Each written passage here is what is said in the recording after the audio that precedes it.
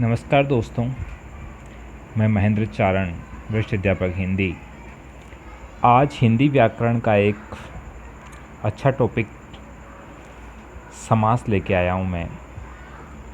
समास को वैसे यूट्यूब पर बहुत सारे लोगों ने पढ़ाया है और समझाया है, तो मैं भी अपनी तरफ से समास को आप तक पहुँचाने का प्रयास करता हूँ। समास शुरू करते हैं। समास के बारे में, समास क्या होता है। परिभाषा: समास शब्द का शाब्दिक अर्थ होता है छोटा रूप। छोटा रूप जो होगा वो समास होता है। अतः जब दो या दो से अधिक शब्द अपने बीच की विभक्तियों का लोप कर छोटा रूप बनाते हैं उसे हम समास कहते हैं। छोटा रूप, समास का प्रयोग छोटा रूप बनाने में किया जाता है। और जब विग्रह होगा तो उसमें विभक्तियाँ आती है और विभक्तियों का जब लोप हो जाता है तो सामासिक पद बन जाता है। रसोई घर है, उसका विग्रह रसोई के लिए घर होगा, लेकिन सामासिक पद जो आपका बनेगा रसोई घर बनेगा। तो ये छोटा, किसी भी पद को छोटा करने का प्रयास करता है। देखिए, शब्द और पद में क्या फ़र्क है। जब कोई अकेला शब्द आता है तो वो शब्द होता है। जैसे राम अकेला आता है तो वो शब्द है, लेकिन राम स्कूल जाता है तो यहाँ पर जो राम है वो एक पद है, एक पद के रूप में प्रयोग हुआ है। अब अगली बात आती है कि समास विग्रह क्या होता है। किसी समस्त पद या सामासिक शब्द को उसके विभिन्न पदों एवं विभक्ति सहित पृथक करने की क्रिया को समास का विग्रह कहते हैं। राजपुत्र, राजा का पुत्र, यह उसका विग्रह हुआ। तो इस तरह से विभक्ति सहित पृथक करने की जो हम क्रिया होती है वो सामासिक समास का विग्रह कहलाता है। तो समास 6 प्रकार के होते हैं, और यदि आपको प्रधानता के हिसाब से पूछा जाए तो 4 प्रकार के होते हैं। प्रथम पद प्रधान, द्वितीय पद प्रधान, दोनों पद प्रधान, तीसरा पद प्रधान। इसके हिसाब से 4 प्रकार के होते हैं। तो 6 प्रकार के कौन कौन से हैं? अवयवी भाव समास, तत्पुरुष समास, द्वंद्व समास, बहुब्रीहि समास, द्विगु समास और आपका छठा कर्मधारय समास। तो पहला हम लेते हैं अवयवी भाव समास। देखिए, अवयवी हमेशा सब समास के नाम में ही छुपा होता है कि उसकी विशेषता क्या है। अवयवी मतलब अवयव, व्यय से अवयव बना, मतलब जिसका कोई खर्च, व्यय और अव्यय मतलब जिसका कोई खर्च नहीं होता हो। ऐसे शब्द जिनका लिंग वचन कारक का कोई प्रभाव नहीं पड़ता हो उनको हम अवयव कहते हैं।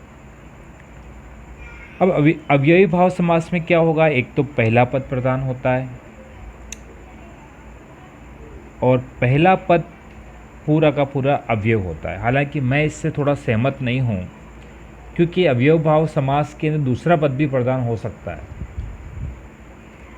हम ये कहें कि अवयवी भाव समास में कोई एक पद प्रधान होता है, चाहे पहला भी हो सकता है, दूसरा भी हो सकता है, क्योंकि सभी उपसर्ग अवयव हो सकते हैं लेकिन सभी अवयव उपसर्ग नहीं हो सकते। उपसर्ग हमेशा शब्द के आगे ही लगते हैं, वो शब्दांश होते हैं, और अवयव कभी कभी शब्द के पीछे भी लग जाता है, तो वो उस पद को एक पूरा का पूरा अवयव बना देता है। तो उसमें भी अवयवी भाव समास के लक्षण नज़र आते हैं, तो वो पद भी आपका अवयवी भाव समास होता है। इसको मैं स्पष्ट करूँगा। आगे चलते हैं। तो पहला तो ये है कि इसके 3 रूप होते हैं। पहले उपसर्ग है, उसके बाद कोई शब्द है, संज्ञा है, तो आपका अवयवी भाव समास होगा। जैसे प्रतिदिन है, प्रतिक्षण है, इसके उदाहरण हैं। इधर शब्द है आपका और पीछे आपका अवयव आ रहा है। शब्द है कुशलता, और यदि उसके साथ अवयव जुड़ गया पूर्वक तो शब्द बन गया आपका कुशलता पूर्वक। तो कुशलता पूर्वक भी आपका अवयवी भाव समास होगा। दूसरा है आपका शब्द प्लस अवयव। तो अवयव कौन कौन से हैं ये बता देता हूँ मैं आपको। जैसे आपका पूर्वक है, अर्थ है, भर है, उपरांत है, वृत्ति है, पर्यंत है, अनुसार है। ये सभी अवयव हैं जो शब्द के पीछे लगकर उसे पूरे पद को अवयवी भाव समास के लक्षण देते हैं। तो इनके अंदर भी आपको अवयवी भाव समास नजर आएगा। तो ये बात कि सब पहला पद प्रदान होता है, मैं सहमत नहीं हूँ, दूसरा पद भी प्रदान हो सकता है। तीसरा है पुनरुक्ति मूलक शब्द, जिसमें कोई शब्द बार बार रिपीट हो रहा है, उसमें लिंग वचन से कोई फर्क नहीं पड़ रहा है उसके, तो वो शब्द भी आपके, वो पद भी किस में आएंगे, अवयवी भाव समास के अंदर आएंगे। जैसे आपका रातों रात, बीचों बीच, धीरे धीरे, इस तरह पुनरुक्ति वाले जितने भी शब्द हैं वो आपके अवयवी भाव समास में आएंगे। उदाहरण देखते हैं। यथाशक्ति, यथाशीघ्र, यथाकर्म, यथाविधि, यथावसर, यथेच्छा, प्रतिदिन, प्रत्येक, प्रत्यक्ष, घर घर। तो ये सब मैंने बता दिया। इनको पहचानने का ये के तरीका है कि पूरा शब्द होना चाहिए जो लिंग वचन कारक से उसके प्रभाव नहीं पड़ना चाहिए, उसका रूप परिवर्तन नहीं होना चाहिए, तो वो समास आपका अवयवी भाव समास होगा। दूसरी बात और, मैंने ज़्यादातर वीडियो यूट्यूब पे देखे, इसमें कहते हैं कि जितने भी उपसर्ग वाले शब्द होंगे या उपसर्ग वाले शब्द होंगे, उपसर्ग लगे हुए जो शब्द होंगे, वो सब आपके अवयवी भाव समास होंगे। ये भी सही नहीं है। हाँ, बहुत सारे शब्द हैं, बहुत सारे उपसर्ग हैं ऐसे जो अवयवी भाव प्रदान करते हैं, लेकिन 7 ऐसे उपसर्ग हैं जिनका प्रयोग अवयवी भाव समास में नहीं किया जाता, और वो है आपके कु, सु, दूर, दुस, सत, बद, खुश। याद रख लेना, कु, सु, दूर, दुस, सत, बद, खुश।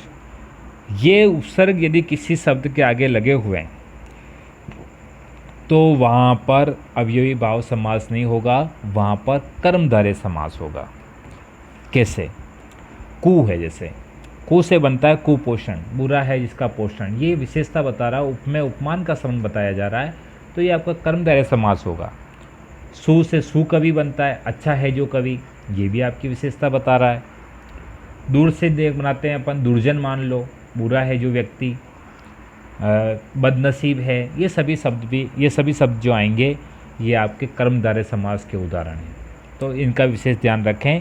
कु, सु, दूर, दस, सत, बद, खुश, ये कहीं उपसर्ग लगे हुए हैं तो वहाँ पर अवयवी भाव समास ना होकर कर्मधारय समास होगा। अगले समास पे चलते हैं, तत्पुरुष समास।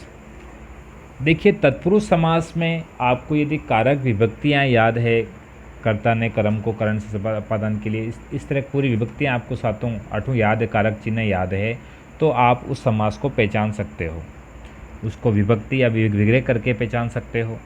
तो तत्पुरुष समास में क्या होता है, दूसरा पद प्रदान होता है। 2 पद होते हैं, प्रथम पद और दूसरा पद, तो इसमें हमेशा दूसरा पद प्रदान होगा, अर्थात विभक्ति का लिंग वचन दूसरे पद के अनुसार होता है। इसका विग्रह करने पर कर्ता व संबोधन की विभक्तियों के अतिरिक्त किसी भी कारक की विभक्ति प्रयुक्त होती है तथा विभक्तियों के अनुसार ही इसके उपभेद होते हैं। ये पूरा समास एक ऐसा समास है जिसमें कारक की विभक्तियों से ही हम उसकी पहचान करते हैं, उसकी विभक्तियाँ उसकी पहचान है कि ये तत्पुरुष का कौन सा भेद है। पहला पढ़ते हैं हम कर्म तत्पुरुष। अब कर्म तत्पुरुष की विभक्ति है को। जहाँ पर को आता है तो वहाँ पर आपका तत्पुरुष का कर्म तत्पुरुष समास होगा। तत्पुरुष का कर्म वो कौन कौन से? कृष्णार्पण, कृष्ण को अर्पण, सुखद, नेत्रों को सुखद, वनगमन, वन को गमन, जेब कतरा, जेब को कतरने वाला, प्राप्तोदक, उदक को प्राप्त। तो इस तरह के समास में आपका कर्म तत्पुरुष समास होगा। अगला है आपका कर्ण तत्पुरुष समास। इसमें से या के द्वारा कोई माध्यम बनता है तो उसमें कर्ण तत्पुरुष होता है। ईश्वर प्रदत्त, ईश्वर से प्रदत्त, हस्तलिखित, हस्त से लिखित, तुलसीकृत, तुलसी द्वारा कृत, दर्याद, दया से आर्द्र, रत्न जड़ित, रत्नों से जड़ित। तो यहाँ पर से या द्वारा के द्वारा कर्ण तत्पुरुष समास बना है। संप्रदान के लिए, दान के लिए आता है इसके अंदर। हवन सामग्री, हवन के लिए सामग्री, विद्यालय, विद्या के लिए आलय, रसोई घर, रसोई के लिए घर, वो सारे उदाहरण हैं। अपादान तत्पुरुष ये हमेशा अलग होने के अर्थ में आता है, पृथक के अर्थ में आता है। जहीं कर्ण तत्पुरुष किसी साधन के रूप में आता है तो अपादान तत्पुरुष उससे अलग होने के अर्थ में आता है। ऋण मुक्त, ऋण से मुक्त, पदच्युत, पद से च्युत, मार्ग भ्रष्ट, मार्ग से भ्रष्ट, धर्म विमुक्त, धर्म से विमुक्त। मतलब पहले कोई आदमी क्या था, उसके बाद वो अलग, उसकी अवस्था चेंज हो गई, तो उसमें कौन सा तत्पुरुष समास होगा? अपादान। अगला है समन तत्पुरुष। समन में क्या है? काके की, मंत्री परिषद मंत्रियों की परिषद, प्रेम सागर प्रेम का सागर, राजमाता राजा की माता, आमचूर आम का चूर्ण, इसमें संबंध होता है। इन सभी शब्दों में आप देखिए एक दूसरे में संबंध है। रामचरित राम का चरित, तो इसके अंदर समन तत्पुरुष समास होगा। अगला है अधिकरण तत्पुरुष। अधिकरण की विभक्ति है मैं पे पर, जैसे वनवास वन में वास, जीव दया जीवों पर दया, ध्यानमग्न ध्यान में मग्न, घुड़सवार घोड़े पर सवार, कवि पुंगव कवियों में श्रेष्ठ, इसमें अधिकरण तत्पुरुष समास होगा। तो इसको पहचानने का तरीका यही है, आपको कारक के चिन्ह याद, कारक की विभक्तियाँ याद है, तो आप उसका विग्रह करके पहचान सकते हैं कि इसमें कौन सा समास है। अगला है द्वंद्व समास। द्वंद्व कब होता है? जब कोई दो समान हो, दो समान व्यक्ति होने पर आपके द्वंद्व उत्पन्न होगा। तो इसमें दोनों पद प्रधान होते हैं। कभी कभी ये प्रश्न पूछा जाता है निम्न में से दोनों पद प्रधान समास कौन सा है ना? तो इस तरह के पदों के हिसाब से भी आपसे प्रश्न पूछे जा सकते हैं। तो द्वंद्व समास में दोनों पद प्रधान होते हैं। दोनों पद प्राय एक दूसरे के विलोम होते हैं, लगभग कहीं कहीं आपके बहुत ज़्यादा विलोम मिलेंगे। इसका विग्रह करने पर और या का प्रयोग किया जाता है। और लेकिन आप ये ध्यान रखें कि बहुत सारे वीडियोज़ में मैंने देखा है कि इसकी ट्रिक बताते हैं कि जहाँ पर योजक चिन्ह होता है, कोई दो शब्दों के बीच में योजक चिन्ह लगा हुआ है, तो वहाँ पर आपका द्वंद्व समास होगा। तो ये गलत है, ये मेरे हिसाब से गलत है। जैसे हम देखते हैं देवासुर देखते हैं, जलवायु देखते हैं, ये इस तरह के शब्द जिसमें योजक चिन्ह नहीं लगा हुआ है, उसके बाद भी उनमें द्वंद्व समास है, उसका आप विग्रह करिए। दोनों में आप जैसे माता पिता माता और पिता, दाल रोटी दाल और रोटी, पाप पुण्य पाप या पुण्य, अन जल अन और जल, जलवायु जल और वायु, फल फूल फल और फूल, देवासुर देव और असुर, एक देव है एक असुर है, तो और का प्रयोग हो रहा है, अपना पराया अपना और पराया, तो इसके अंदर द्वंद्व समास होगा। ये पहचानने का सीधा तरीका है। अगला है बहुब्रीहि समास। बहुब्रीहि समास में कोई पद प्रधान नहीं होता है, तीसरा ही पद प्रधान होता है, तीसरा ही अर्थ निकालता है। इसमें प्रयुक्त पदों में सामान्य अर्थ की अपेक्षा अन्य अर्थ की प्रधानता होती है। इसका विग्रह करने पर है जो जिसका जिसके आदि का प्रयोग किया जाता है। गजानन गज का आनंद जिसका वे गणेश, ज़्यादातर देवताओं के रूप हैं। त्रिनेत्र तीन नेत्र हैं जिसके शिव, षडानंद, तो ये उदाहरण आप देख लीजिए। आशुतोष है आपका, आशुतोष है, वज्रपाणी है। अगला है द्विगु समास। द्विगु समास में प्राय पूर्व पद संख्यावाची होता है, जिसमें पहला पद आपका क्या होगा? संख्यावाची होता है, संख्याओं का बोध करवाता है, इसीलिए ये आपका द्विगु समास होगा। संख्यावाची शब्द इसमें आएंगे, दो राहा, आपका त्रिभुज, त्रिलोक, त्रिरत्न, संकलन, भुवन, चौमासा, चतुर्भुज, चतुर्वर्ण, पंचामृत, पंचपात्र, पंचवटी, षटभुज, सप्ताह, सतसई, सप्तशती, सप्तऋषि, अष्टसिद्धि। देखिए पहला पद इसमें पूरा पूरा संख्यावाची है, तो ये आपका द्विगु समास होगा। अगला है कर्मधारय समास। कर्मधारय समास में एक आपका विशेष्य होता है, एक आपका विशेषण होता है, एक आपका उपमान और उपमेय का संबंध होता है। कर्मधारय समास में एक पद विशेषण होता है, दूसरा पद विशेष होता है। इसमें कहीं कहीं उपमेय उपमान का संबंध होता है। विग्रह करने पर शब्द होता है जैसा कि वैसा, जैसे कमल कमल है जो नयन जिसके, ऐसा प्रयोग किया जाता है। उदाहरण देखते हैं, जैसे महापुरुष महान है जो पुरुष, पीताम्बर पीत है जो अंबर, महर्षि महान है जो ऋषि, नराधम अधम है जो नर, चंद्रमुख चंद्रमा जैसा मुख, वचनामृत वचन जैसा अमृत, तो इसके अंदर ये समास होगा। तो इनको पहचानने का तरीका यही है कि हम उपमेय और उपमान का संबंध कहीं बताया जा रहा है, कहीं तुलना की जा रही है, तो वह आपका क्या होगा? कर्मधारय समास होगा। द्विगु के अंदर संख्यावाची शब्द आते हैं, तत्पुरुष में आपके कारक विभक्ति से हम पहचान कर लेंगे। द्वंद्व समास के अंदर दोनों पद की प्रधानता करेंगे, दोनों को अलग अलग विग्रह करके देखेंगे, या और का प्रयोग करेंगे हम। तो अव्ययभाव समास के अंदर मैंने आपको विस्तृत रूप से बता दिया है। धन्यवाद दोस्तों।